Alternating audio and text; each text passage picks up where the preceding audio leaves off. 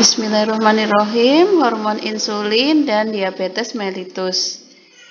Nah, pada kelenjar pankreas itu terdapat sel-sel yang disebut sebagai islet Langerhans.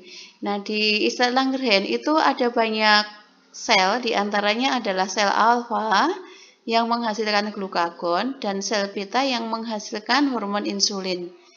Ada juga sel delta, sel gamma. Nah, glukagon sendiri ini adalah suatu hormon begitu ya, yang efeknya itu menaikkan kadar glukosa darah. Nah, bila kadar glukosa darah itu menurun atau orang mengalami hipoglikemia, maka sel-sel islet Langerhans ini akan membentuk glukagon. Nah, sehingga dengan adanya glukagon ini, maka glikogen yang ada di hati dan juga ada di otot akan dipecah gitu menjadi glukosa. Nah, sehingga glukosa ini akan digunakan untuk metabolisme sel dan ditandai dengan naiknya kadar glukosa darah sehingga kondisi hipoglikemi ini menjadi normal begitu ya. Sehingga efek glukagon itu berlawanan dengan efek insulin. Nah, glukagon juga akan mempercepat perombakan lemak dan memperkuat kontraksi jantung. Nah, jadi hormon insulin kerjanya berlawanan dengan glukagon ya. Ini adalah hormon insulin, strukturnya seperti ini ya. Nah, terdiri dari asam-asam amino. Ini terikat pada rantai 2 disulfida ya. Nah, ini disulfida, jadi 2 disulfida. Nah, kalau ikatan disulfida ini terputus satu saja itu atau apalagi keduanya, maka insulin akan kehilangan aktivitasnya. Nah, sehingga insulin ini sangat stabilitasnya perlu dijaga sehingga untuk pemakaian insulin kan harus digunakan secara parenteral dengan suntikan subkutan ya. Nah, ini adalah yang kuning ini adalah kelenjar pankreas, letaknya di dekat hati. Nah, ada sel alfa yang mensekresi glukagon yang akan menaikkan kadar glukosa. Sel beta mensekresi insulin yang akan menurunkan kadar glukosa darah. Kemudian ada sel delta, ini mensekresi somatostatin, yaitu dia akan memperlambat kecepatan absorpsi makanan dan juga enzim yang digunakan untuk pencernaan. Kemudian ada sel F, begitu ya. Nah, itu adalah sel-sel yang terdapat pada islet Langerhans itu. Gambarannya ini ya, ini adalah islet Langerhans. Ada sel delta, beta, alfa, dan sel F, begitu. Nah, sel beta jumlahnya banyak ya, 60% dari struktur islet.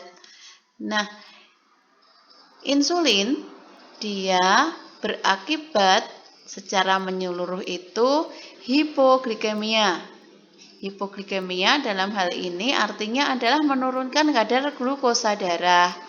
Nah, dengan apa caranya? Dengan mengubah glukosa menjadi glikogen. Nah, Bu Ismi menambahkan selain itu juga insulin ini selain mengubah glukosa darah menjadi glikogen, juga akan mengubah glukosa darah menjadi glukosa sel yang digunakan untuk proses metabolisme. Begitu ya. Jadi fungsi insulin itu banyak ya. Ada juga fungsi anabolik. Anabolik itu fungsi pertumbuhan, yaitu dengan cara membentuk protein dari glukosa. Kemudian menghambat lipolisis. Menghambat, lipo itu lipid, lemak, lisis itu pembongkaran. Jadi pembongkaran lemak itu akan dihambat oleh insulin. Nah, kalau dirinci efek kerja insulin itu ada macam-macam ya.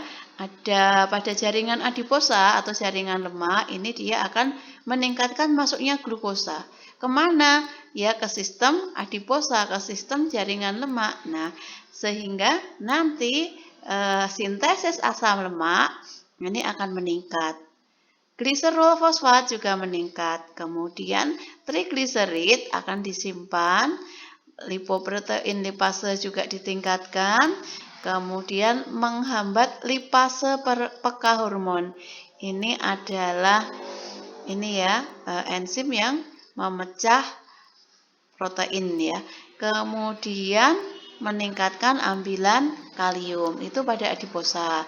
Lalu pada jaringan otot meningkatkan masuknya glukosa. Untuk apa ya? Untuk aktivitas kerja otot itu supaya sel-sel otot bekerja. Meningkatkan sintesis glikogen, mengambil asam amino, mensintesis protein, meningkatkan ambilan keton supaya tidak banyak benda keton gitu ya yang mengganggu, meningkatkan ambilan kalium, katabolisme protein menurun, dan juga menurunkan pelepasan asam amino. Nah, kalau pelepasan asam amino turun, nah nanti ini akan digunakan untuk menyusun protein-protein ya, asam aminonya. Kemudian pada hepar atau pada hati, menurunkan ketogenesis. Ketogenesis itu senyawa keton yang ada di dalam tubuh manusia. Kalau banyak senyawa keton, metabolisme manusia itu terganggu. Kemudian meningkatkan sintesis protein, meningkatkan sintesis lemak, kemudian menurunkan pengeluaran glukosa akibat penurunan gluconeogenesis dan peningkatan sintesis glikogen. Nah, glikogen itu adalah karbohidrat yang disimpan di dalam hepar dan juga di dalam otot. Begitu. Kalau gluconeogenesis ini adalah gluko itu glukosa, neo itu baru, genesis itu pembentukan. Jadi pembentukan glukosa baru itu diturunkan oleh insulin. Gitu. Pembentukan glukosa baru dari mana sih? Ya dari glikogen gitu ya. Jadi itu diturunkan. Nah, tetapi insulin ini justru akan membuat glikogen dari glukosa. Nah, secara umum insulin akan meningkatkan pertumbuhan sel, begitu ya. Ini adalah gambarannya. Gambaran homeostatik sistem antara insulin dan glukagon. Nah, homeostatik itu sistem yang seimbang begitu ya. Jadi di sini ya, di pankreas kan dihasilkan insulin ya. Jika ada stimulasi berupa peningkatan kadar glukosa darah meningkat, kemudian ada insulin, maka glukosa itu akan diubah menjadi glikogen. Di mana? Di hati. Begitu. Nah, akibatnya apa? Akibatnya adalah resultnya ya, adalah penurunan glukosa darah. Gitu.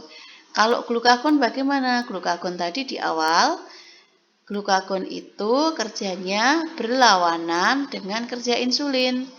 Nah, jika tubuh manusia itu mengalami kekurangan glukosa darah karena banyak sebab ya, misalkan sakit atau misalnya lapar berkepanjangan ya, puasa gitu ya, dalam waktu beberapa hari, maka terjadi kecenderungan glukosa darahnya itu akan turun. Nah, jika kadar glukosa darah itu turun, maka sel alfa dari pankreas akan menghasilkan banyak glukagon. Nah, glukagon ini akan mengubah glikogen yang ada di hepar dan juga di otot menjadi glukosa. Akibatnya apa hasilnya? Nah, terjadi kenaikan kadar glukosa, begitu ya. Demikian juga dengan asam lemak ya, fatty acid ya, asam lemak dan gliserol. Nah, jika ini jumlahnya berlebih gitu ya oleh insulin akan diubah menjadi lemak begitu. Nah, tetapi kalau orang kekurangan glukosa, nah sumber energi akan dibakar dari lemak. Dari simpanan lemak ini dipecah oleh glukagon sehingga menghasilkan asam lemak dan gliserol. Asam lemak dan gliserol nanti akan dibakar juga akhirnya menjadi bentuk energi. Bekerja juga insulin itu pada otot gitu ya. Nah, asam amino diubah menjadi protein gitu ya. Kalau apa coba? Kalau glukosa darahnya itu meningkat begitu. Nah, seperti itu ya. Nah, kemudian terkait dengan gangguan pada metabolisme insulin. Nah, ini ada suatu penyakit itu ya yang disebut sebagai diabetes mellitus. Nah, jika terjadi gangguan kerja insulin pada metabolisme, maka timbul gangguan berupa kenaikan kadar glukosa darah karena glukosa darah gagal diangkut ke dalam sel. Bu Ismi potong dulu supaya ada waktu untuk membuat catatan.